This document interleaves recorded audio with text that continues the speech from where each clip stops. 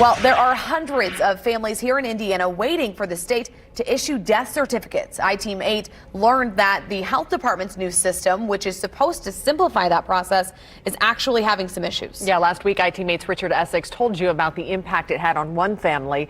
Tonight, another is telling him their story.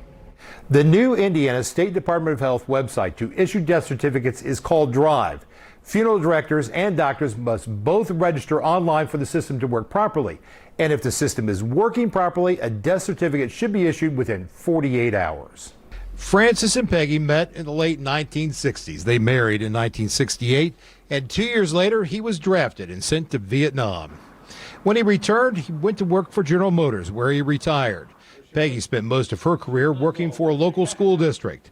Francis has cancer, and his health is failing quickly. He never thought that he would outlive his bride of 52 years. She always wanted to go on a picnic or on a camping trip. Francis and his son Rich are lost. Peggy was the staple of their lives, and she died unexpectedly last Sunday. They had just left the house when Peggy slumped over in her seat. He put the car in reverse, and we started to go down the road, and she just slumped over. And I said, "Dad, she's not breathing. Turn the car back around." Peggy Brooks died Sunday afternoon. She had chosen to be cremated. The funeral home wanted their money right away. In order to honor her wishes and access the money in her estate, a signed death certificate is required. Rich and Francis Brooks had to pay for the funeral expenses out of their own pockets.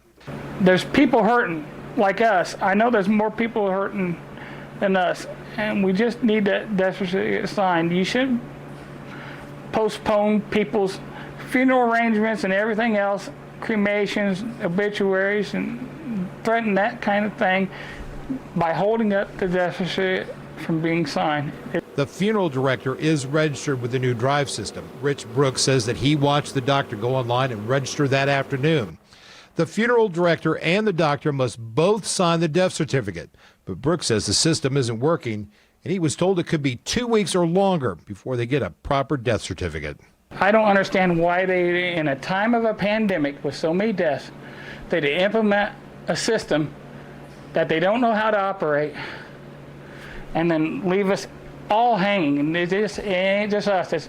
There's thousands of other people waiting on those death certificates. A county coroner can sign off on a death certificate during a public health emergency, which was done in Peggy's case for her cremation. The Indiana State Department of Health has not responded to our multiple requests for answers on what's happening with this program.